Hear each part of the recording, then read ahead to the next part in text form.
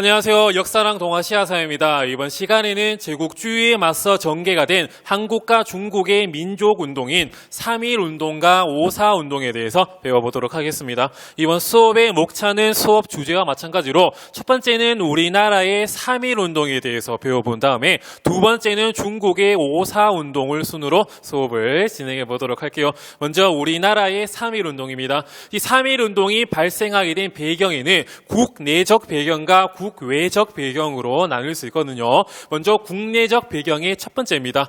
일제의 무단 통치에 대한 우리나라 사람들의 반발이 커지게 되거든요. 일제가 우리나라에 대해서 적용한 통치 방식은 총 3가지로 나눌 수 있는데 첫 번째는 1910년대 군대 내에서 경찰 업무를 담당하는 헌병이 일상사회의 보통 경찰 업무까지 투입이 되는 헌병경찰 제도와 우리나라 사람들에 대해서 엉덩이 쪽에 회초리로 때리는 조선태형령 등등 강압적인 통치 방식인 무단통치 라고 할 수 있고, 두 번째는 1920년대 3.1운동 이후 일제의 통치 방식이 변하게 되는데 우리나라 사람들에 대해서 유하고 문화적으로 통치하겠다라고 표방을 했지만 실상은 우리나라의 민족을 분열하여 친일파를 양성하겠다고 하는 민족 분열 통치, 이른바 문화 통치라고 할 수 있으며 1930년대와 40년대에는 우리나라 사람들의 민족성까지 아예 말살시켜버리겠다라고 하는 민족 말살 통치라고 볼 수 있습니다. 이 중에서 첫 번째, 이 무단 통치에 대한 우리나라 사람들의 반발이 커지게 되고, 그리고 고종이 갑작스럽게 사망을 하는 고종의 서거 사건이 발생을 하게 됩니다. 이렇게 국내적 배경과 더불어서 국외적 배경을 이어서 보면 제1차 세계대전의 전후 처리를 위한 회의인 이 파리 강화회의에서 미국 대통령 우드로 윌슨이 하나의 원칙을 발표하게 되거든요. 그것이 바로 민족 자결주의 라고 할 수 있습니다. 이 민족 자결주의의 뜻을 보면 민족이 어떤 선택을 해야 할 때 자기 스스로 결정할 수 있는 권리를 가지고 있다. 너희가 식민지인이라도 이 식민지에서 해방하고 싶으면 너희는 스스로 결정해서 식민지에 해방할 수 있다. 이런 뜻이 담겨져 있거든요. 하지만 이 민족 자결주의는 패전국의 식민지를 뺏어오기 위한 원칙이었지 승전국에는 적용이 되지 않던 아이러니한 원칙이라 할 수 있습니다. 일본은 제1차 세계대전의 승전국이었기 때문에 일본의 식민지였던 우리나라는 적용이 되지 않았지만 이러한 이상적인 민족 자결주의의 영향을 받아 국외적 배경으로 3.1운동이 전개되게 됐고요. 두 번째는 러시아 혁명을 성공시킨 레닌이 식민지 해방운동을 지원하겠다 이런 선언을 하면서 여러 가지 자금을 대준다든지 이러한 영향을 받게 됐으며, 세 번째는 일본 도쿄에서 유학을 하고 있던 우리나라 대학생이나 학생들이 28 독립선언을 발표함으로써 3.1운동에 영향을 주게 되었습니다. 이러한 3.1운동의 전개 과정을 계속해서 보도록 할게요. 고종의 서거를 통한 고종의 인산일 등등을 계기로 종교계, 특히 천도교, 불교, 기독교와 학생 중심으로 3.1운동이 준비되게 됩니다. 그리고 학생과 시민들이 탑골공원에서 독립선언서를 낭독을 하게 되고, 이에 따라 한반도 전역과 국외 한인 사회로 대한 독립 만세라고 하는 함성 소리가 확산되게 됩니다. 이러한 3.1운동의 결과와 영향을 보도록 할게요. 먼저 국외 등등에서는 무장 독립 투쟁이 활발하게 전개되게 되거든요.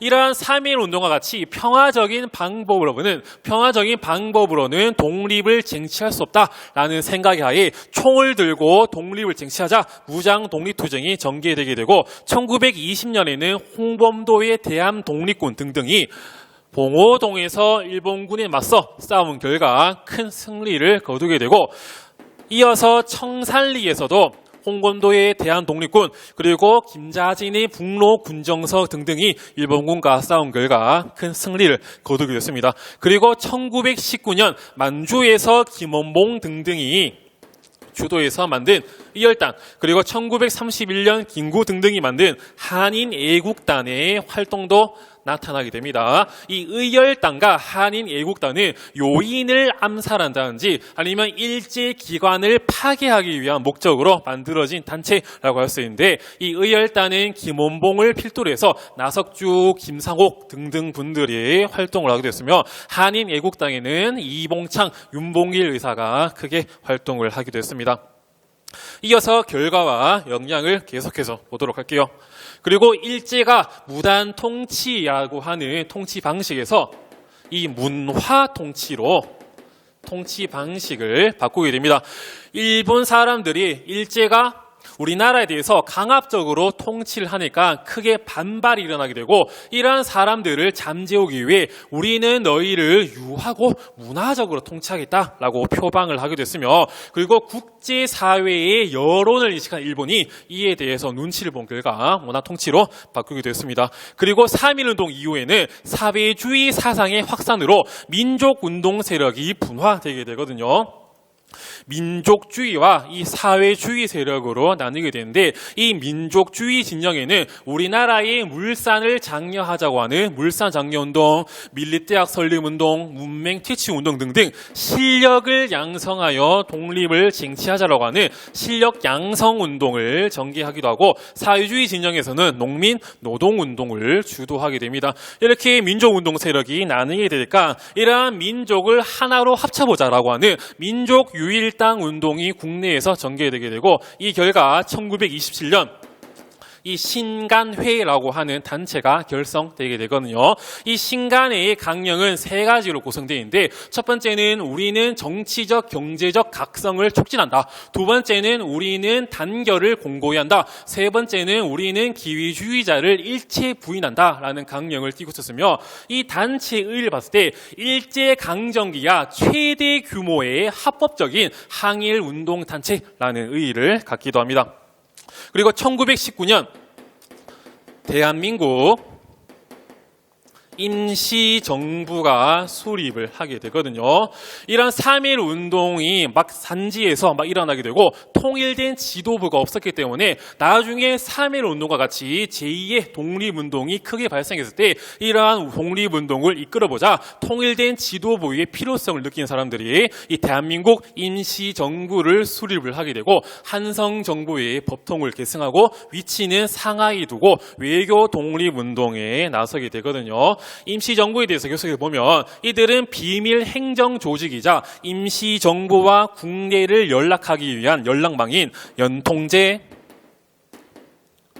교통국을 또 조직하게 됐으며, 미국을 상대로 외교 독립운동을 수행하기 위해 미국에다가 구미위원부를 설치하게 됐고, 파리 강화회의에 독립청원서를 제출하게 됐습니다.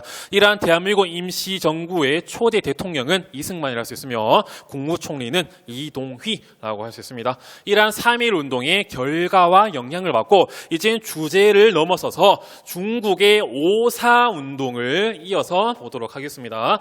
5.4 운동이 발생하게 된 배경을 보면, 먼저 중국 내에서는 새로운 문화 운동인 이 신문화 운동이 전개되게 되거든요. 신문화 운동의 전개 과정을 보면 먼저 위안 스카이가 황제 체제를 부활하기 위해 시도를 하게 됩니다. 원래는 중화민국이 공화제였지만 나 한번 황제 한번 돼보겠다라는 생각에 16년 1월 달에 재정 체제를 부활해버리거든요. 하지만 여기에 대해서 엄청나게 욕을 먹게 된 위안 스카이가 결국은 3월 달에 황제 체제를 취소하게 되고 결국에는 16년에 사망을 하게 되거든요. 이렇게 위안 스카이라고 하는 중심 체제가 없어지게 되니까 위안 스카이가 키운 군대들이 각 지방마다 들어서게 됩니다. 마치 통일신라의 호족들이 일어나듯이 중국에서도 지방마다 이 군벌이 난립을 하게 되고 이른바 중국의 군벌 시대가 도래를 하게 되거든요. 이렇게 위안 스카이가 이런 행동을 하고